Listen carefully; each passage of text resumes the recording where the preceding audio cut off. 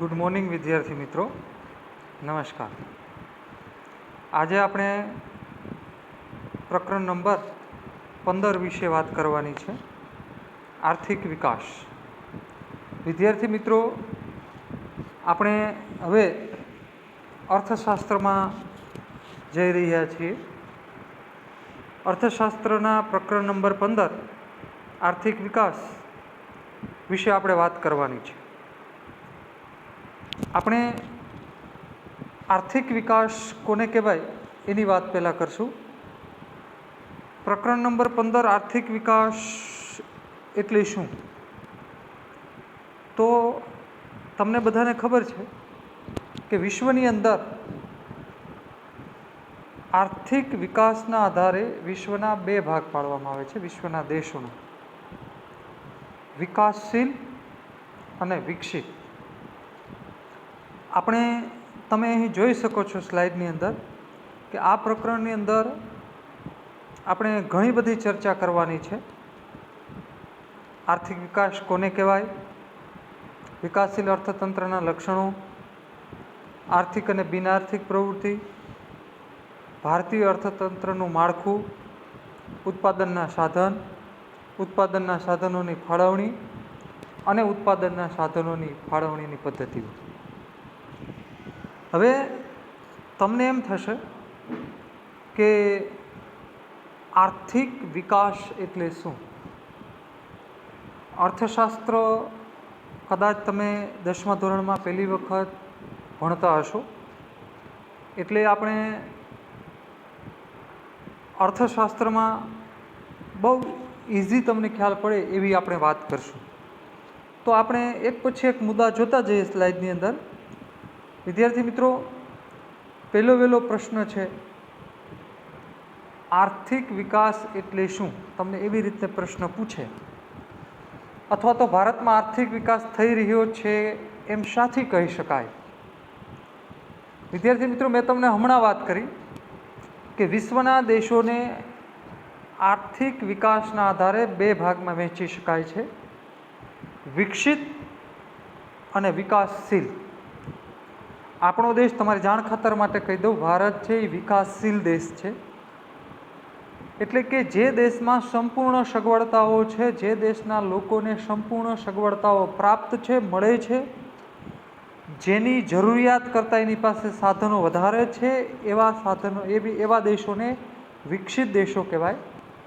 અને જે દેશોમાં હજી લોકોનો ઘણો બધો વિકાસ કરવાનો બાકી છે, એટલે કે એમને જરૂરિયાતની સગવડતાઓ મળતી નથી, પહોંચાડવાની બાકી છે, જરૂરિયાત કરતાં માણસો વધારે છે અને જરૂરિયાતો એની પૂરી બહુ ઓછી થાય છે, એવા દેશોને વિકાસશીલ દેશો કહેવાય. એટલે કે એ વિકાસ કરી રહ્યા છે.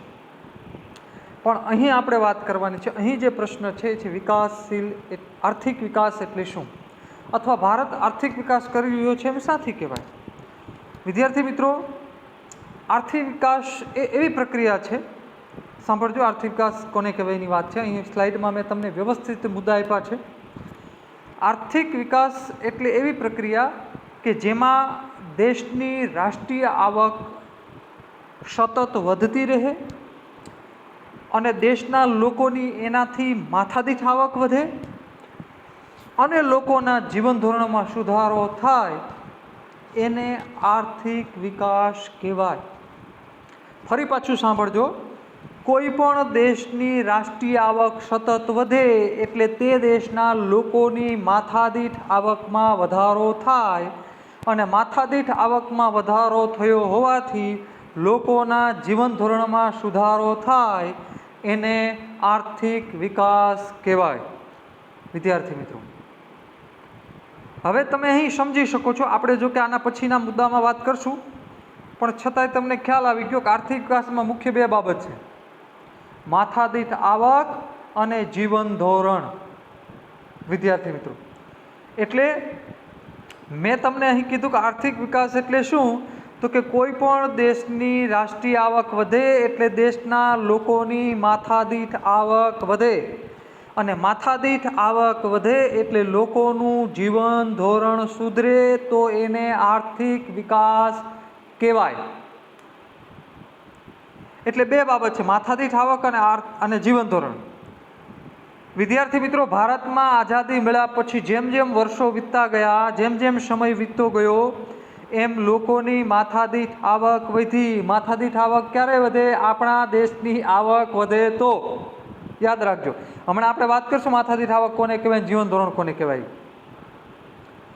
દેશમાં તમે જોઈ રહ્યા છો આઝાદી પછી ખોરાક, રહેઠાણ, કપડાં, કોલસો, વીજળી, વપરાશી બધી ચીજ વસ્તુઓનો વપરાશ ધીરે ધીરે વધ્યો કે નહીં? તમે પોતે જાણી શકો છો. આપણા ગામમાં, આપણા શહેરમાં, આપણા રાજ્યમાં, આપણા દેશમાં, આપણા ઘરમાં આજથી 20-25 વર્ષ પહેલાં, 50 વર્ષ પહેલાં જે વસ્તુ નહોતી એના કરતાં અત્યારે ઘણી બધી વસ્તુ આપણી પાસે છે. એ શું બતાવે છે? આર્થિક વિકાસ, જીવન ધોરણ સુધર્યું. આજથી 50 વર્ષ પહેલાં ભારતમાં ટેલિવિઝન નહોતી. સાયકલ માંડ બનતી હતી. સાયકલ લઈને કોક આવે તો જોવા નીકળે કે ફલાણા ભાઈના છોકરા પાસે સાયકલ છે. ટેલિવિઝન કોક લઈ કોકના ઘરમાં હોય. મને ખબર છે વિદ્યાર્થી મિત્રો કે અમારા ગામમાં 1 કે 2 ટીવી હતા. રામાયણ કે મહાભારત શરૂ થાય એટલે એના ઘરે બધાય જોવા જતા. પરંતુ હવે ભારતના દરેક ઘરમાં ટીવી છે, ભારતના દરેક ઘરમાં સાયકલ તો શું, મોટરસાયકલ છે ને હવે તો મોટા ભાગના વ્યક્તિઓ પાસે 4 વ્હીલ થઈ ગઈ છે, મોબાઈલ થઈ ગયા છે. આપણા પાસે મકાનોની સગવડતા વધી નથી, હજી ઘણા પાસે પણ વધી. ખાવાની સગવડતા વધી, રહેઠાણની સગવડતા વધી, વીજળીની સગવડતા વધી, વપરાશી ચીજ વસ્તુની સગવડતા વધી છે. એ બતાવે છે કે આપણે આર્થિક વિકાસ કરી રહ્યા છે. શિક્ષણનું પ્રમાણ વધ્યું. એના પછીનો મુદ્દો જોઈએ, આરોગ્ય દવાખાનાઓનું પ્રમાણ વધ્યું, પરિવહનના સાધનો, વાહનો વધ્યા અને સંચાર સેવાઓ, ટેલિવિઝન, મોબાઈલ ફોન, ઇન્ટરનેટ સુવિધા, આ બધામાં આપણે જબરદસ્ત સુધારો થયો છે. આ એ બતાવે છે વિદ્યાર્થી મિત્રો કે આપણી જીવન જરૂરિયાતની ચીજ વસ્તુ વધી. પણ ક્યારે વધે? આપણી માથાદીઠ આવક વધે તો. અને એનાથી જ તમારું અને મારું બધાયનું જીવન ધોરણ સુધર્યું છે વિદ્યાર્થી મિત્રો. એટલે અહીં તમને એક મુદ્દો એ પણ સમજાઈ શકે કે જીવન ધોરણ કોને કહેવાય? તો કે રહેઠાણ, ખોરાક, પાણી, વીજળીની સગવડતા, આરોગ્યની સુવિધા, શિક્ષણ, આ બધામાં સુધારો થાય, જીવન જરૂરિયાતની ચીજ વસ્તુ મળે, એને જીવન ધોરણ કહેવાય. આ બધી જીવન ધોરણમાં આવે. અગાઉની સરખામણીમાં આજથી 15 વર્ષ પહેલાં, 20 વર્ષ પહેલાં, 25 વર્ષ પહેલાં આપણા બાપ દાદાઓને આપણને બધાને જે સગવડતાઓ મળતી હતી એના કરતાં આ બધી સગવડતાઓમાં સારી રીતે વધારો થઈ શક્યો છે. એના આધારે કહી શકીએ કે ભારતનો પણ આર્થિક વિકાસ થઈ રહ્યો છે. વિદ્યાર્થી મિત્રો, સમજાણું ને તમને? હવે મેં તમને વાત કરી કે આર્થિક વિકાસ એટલે કોઈ પણ દેશના લોકોની માથાદીઠ આવક વધે એટલે કોઈ પણ દેશની રાષ્ટ્રીય આવક વધે એટલે માથાદીઠ આવક વધે, અને માથાદીઠ આવક વધે એટલે લોકોનું જીવન ધોરણ સુધરે, એને આર્થિક વિકાસ કહેવાય. તો અહીં હવે પછીનો મુદ્દો જે જોવાનો છે એ આ બે ચર્ચા કરવાની છે કે માથાદીઠ આવક એટલે શું. જોઈએ આપણે આગળ. વિદ્યાર્થી મિત્રો, એ પહેલાં તમને આ જે ફોટા બતાવું છું, આપણા દેશમાં રેલવે લાઇન શરૂ થઈ, આપણા દેશમાં હવાઈ જહાજો શરૂ થયા, આપણા દેશમાં મોટા મોટા સ્ટીમરો શરૂ થયા, આધુનિક મકાનો, અને એને લીધે ગ્રાફ વધ્યો, આપણા દેશની માથાદીઠ આવક વધી. અહીં આવક જે છે એનો ચિતાર બતાવે છે આ ચિત્રની અંદર. આ આર્થિક વિકાસ બતાવે છે વિદ્યાર્થી મિત્રો. અને એ આર્થિક વિકાસ કોને કહેવાય સમજ્યા પછી એમાં બે જે મુદ્દા છે, માથાદીઠ આવક અને જીવન ધોરણ. જોકે જીવન ધોરણની મેં તમને ચર્ચા કરી આગળ. શિક્ષણ, આરોગ્ય, રહેઠાણ, પરિવહનના સાધનો, બેન્કિંગ સગવડતાઓ, વીજળી, કોલસો, આ બધી બાબતોનો સમાવેશ જીવન ધોરણમાં થાય છે. મેં તમને હમણાં બતાવ્યું હતું. હવે વાત કરીએ માથાદીઠ આવક. વિદ્યાર્થી મિત્રો, માથાદીઠ આવક કોને કહેવાય? તમે જોઈ શકો છો વિદ્યાર્થી મિત્રો, માથાદીઠ આવક. કારણ કે આપણે આર્થિક વિકાસમાં વાત કરી આર્થિક વિકાસમાં વાત કરી કે કોઈ પણ દેશની રાષ્ટ્રીય આવક વધે એટલે માથાદીઠ આવક વધે, અને માથાદીઠ આવક વધે એટલે લોકોનું જીવન ધોરણ સુધરે તો જ આર્થિક વિકાસ થાય. વિદ્યાર્થી મિત્રો, ખેતીની સગવડતા વધી છે, પરિવહનની સુવિધા વધી છે, પણ માથાદીઠ આવક કોને કહેવાય? જીવન ધોરણની તો ચર્ચા કરી આપણે.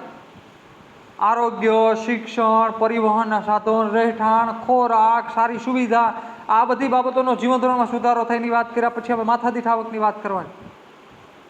માથાદીઠ આવક એટલે, સાંભળજો બરોબર, કોઈ પણ દેશની કુલ રાષ્ટ્રીય આવકને તે દેશની વસ્તી વડે ભાંગવામાં આવે અને જે વ્યક્તિને સરેરાશ આવક મળે એને માથાદીઠ આવક કહેવાય. અથવા બીજી રીતે કહું, દેશની કુલ રાષ્ટ્રીય આવક ભાંગ્યા દેશની કુલ વસ્તી બરાબર જે મળે એને માથાદીઠ આવક કહેવાય.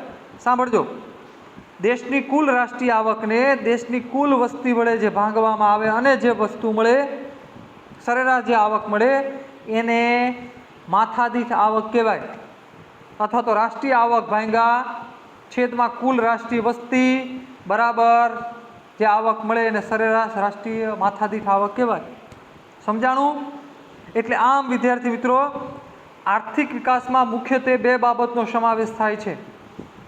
એક, માથાદીઠ આવક અને જીવન ધોરણ, આ બેયમાં સુધારો થાય, માથાદીઠ આવક વધે અને લોકોનું જીવન ધોરણ સુધરે તો જ આર્થિક વિકાસ થાય. ફરી પાછો તમને કહી દઉં, જીવન ધોરણ એટલે રહેઠાણની સુવિધામાં સુધારો થાય, ખોરાકમાં સુધારો થાય, વીજળીમાં સુધારો થાય, સગવડતાઓ વધે, વિદ્યાર્થી મિત્રો આરોગ્યની સુવિધાઓ વધે, શિક્ષણની સુવિધાઓ વધે, સંચાર સેવાઓ વધે, પરિવહનના માધ્યમો વધે, પીવાનું ચોખ્ખું પાણી મળે, આ બધી બાબતોનો સમાવેશ જીવન ધોરણમાં થાય. અને માથાદીઠ આવક એટલે દેશની કુલ રાષ્ટ્રીય આવક ભાંગ્યા દેશની કુલ વસ્તી દરેક અને બરાબર જે સરેરાશ જે દરેક વ્યક્તિની આવક મળીને માથાદીઠ આવક કહેવાય. આ બેયમાં સુધારો અને વધારો થાય તો જ આર્થિક વિકાસ થાય. વિદ્યાર્થી મિત્રો યાદ રાખજો. એટલે અહીં આપણે આર્થિક વિકાસની વાત કર્યા પછી હવે પછીનો બીજો મુદ્દો આપણે જોઈએ તો આર્થિક વૃદ્ધિ અને આર્થિક વિકાસ વચ્ચેનો તફાવત. તો આર્થિક વૃદ્ધિ અને આર્થિક વિકાસ કોને કહેવાય એની હવે આપણે વાત કરવાની છે વિદ્યાર્થી મિત્રો. તો આર્થિક વૃદ્ધિ અને આર્થિક વિકાસ વચ્ચેના તફાવતમાં મુખ્ય ત્રણ બાબતો છે. વિકાસની પ્રક્રિયાના આધારે, બીજી બાબત અર્થતંત્રમાં થતા પરિવર્તનના આધારે, અને ત્રીજી બાબત અહીં આપણે જોઈએ વિકસિત અને વિકાસશીલ દેશોના સંદર્ભમાં. વિદ્યાર્થી મિત્રો, પણ આપણે પહેલી ચર્ચા કરીએ કે વિકાસની પ્રક્રિયાના આધારે આર્થિક વૃદ્ધિ અને આર્થિક વિકાસ વચ્ચેનો તફાવત જો આપણે સમજવો હોય તો આર્થિક વિકાસ એ ગુણાત્મક અને બાબત છે. આર્થિક વિકાસ એ ગુણાત્મક બાબત છે અને આર્થિક વૃદ્ધિ એ પરિણાત્મક બાબત છે. એટલે કે આર્થિક વિકાસ એ વિકાસની પહેલી અવસ્થા છે, પ્રથમ અવસ્થા છે, જ્યારે આર્થિક વૃદ્ધિ એ વિકાસ પછીની અવસ્થા, વિકાસ થઈ ગયા પછીની અવસ્થા છે. સાંભળજો, આર્થિક વિકાસ એ ગુણાત્મક બાબત છે, આર્થિક વૃદ્ધિ એ પરિણાત્મક બાબત છે. એટલે કે આર્થિક વિકાસ એ વિકાસની પ્રથમ અવસ્થા છે અને આર્થિક વૃદ્ધિ એ વિકાસ થઈ ગયા પછીની અવસ્થા છે. બીજા મુદ્દામાં જોઈએ અર્થતંત્રમાં થતા પરિવર્તનના આધારે. વિદ્યાર્થી મિત્રો, દરેક દેશનું પોતાનું અર્થતંત્ર હોય પણ એમાં પરિવર્તન થાય એના આધારે આર્થિક વિકાસ અને આર્થિક વૃદ્ધિ કોને કહેવાય એની આપણે વાત કરવાની છે. તો અર્થતંત્રમાં થતા નવા સંશોધનો થાય, એના આધારે ઉત્પાદનમાં વધારો થાય, એને આર્થિક વિકાસ કહેવાય. અર્થતંત્રમાં નવા સુધારા થવાના જ છે. દાખલા તરીકે પહેલાં સિંચાઈની સગવડતા નહોતી, સબમર્સિબલ પંપ નહોતા, ઇલેક્ટ્રિક સગવડતાની વ્યવસ્થા નહોતી, ઇલેક્ટ્રિક મોટર પંપની. એટલે કોસ કે રેન્ટનો ઉપયોગ કરીને આપણે ખેતી કરતા હતા. એટલે સ્વાભાવિક છે ઉત્પાદન થતું નહોતું, પરંતુ નવા સંશોધનો થયા એટલે ઉત્પાદનમાં વધારો થયો. દાખલા તરીકે ખેતી ક્ષેત્રમાં ઘઉં ડાંગર જેવા પાકમાં નવા બિયારણની શોધ થઈ, સિંચાઈની સગવડતા થઈ, જંતુનાશક દવાઓનું પ્રમાણ સારું થવા માંડ્યું, રાસાયણિક ખાતરો, આ બધાનો ઉપયોગ માંડ્યા આપણે કરવા, એટલે ઓછી જમીન જે જમીન હતી એમાં જ હવે ઉત્પાદન પુષ્કળ પ્રમાણમાં માંડ્યું થવા. એ જે નવા સંશોધનો થયા, નવી ટેકનોલોજી વાપરી, નવી વ્યવસ્થાનો ઉપયોગ કર્યો અને જે ઉત્પાદનમાં વધારો થયો એને આર્થિક વિકાસ કહેવાય. આ પરિવર્તન આવ્યું એની વાત કરીએ, એ આર્થિક વિકાસ બતાવે છે. આ રીતે જે ઉત્પાદન થયું છે. જ્યારે બીજી બાજુ વાત કરીએ વિદ્યાર્થી મિત્રો, તો જેસીબી, ક્રેન અથવા તો નવા અતિ આધુનિક બીજા સાધનો, આ બધાને લીધે હવે આપણે પડતર જમીનો હતી, જે ખરાબાની જમીનો પડી હતી, ખેડાણ વગરની એમનેમ પડી હતી, એને હવે આપણે ખેડવા લાયક બનાવી. એટલે કે જમીનમાં વધારો કર્યો, જમીનમાં વધારો કરીને ઉત્પાદન વધ્યું. એ જે ઉત્પાદનમાં વધારો થયો એને આર્થિક વૃદ્ધિ કહેવાય. કારણ કે પહેલાં અમુક પ્રકારની જમીન પડતર પડી રહેતી, ગઢાણ હોય કોઈને 5 વીઘા 10 વીઘા, એ ગઢાણ ખેડીને નવા સાધનોનો ઉપયોગ કરીને હવે જમીન વધારી, 15 વીઘાથી 25 વીઘા થઈ ગઈ, 10 વીઘા ગઢાણ, એટલે કે બિન પડતર જે બિન ખેડાયેલી જમીન હતી એને રિપેર કરીને આપણે એનું ઉત્પાદન વધાર્યું. એ જે ઉત્પાદન એ રીતે વધ્યું એને આર્થિક વૃદ્ધિ કહેવાય. જ્યારે નવા બિયારણો, નવા સાધનો, નવી ટેકનોલોજીનો ઉપયોગ કરીને આપણે ખેત ઉત્પાદનમાં વધારો કર્યો, એ છે આર્થિક વિકાસ છે. એટલે અર્થતંત્રમાં પરિવર્તનના આધારેની વાત કરી. હવે પછી જોઈએ તો વિકસિત અને વિકાસશીલ દેશોના સંદર્ભમાં વાત કરીએ. વિદ્યાર્થી મિત્રો, મેં તમને પહેલાં જ વાત કરી હતી કે વિશ્વમાં 2 પ્રકારના પહેલાં ભાગ પાડતા હતા, વિકસિત દેશો અને વિકાસશીલ. હજી પણ છે. આપણે અત્યારે વિશ્વના 2 આર્થિક દ્રષ્ટિએ 2 ભાગ પાડ્યા છે, વિકાસશીલ દેશ અને વિકાસશીલ દેશ અને વિકસિત દેશ.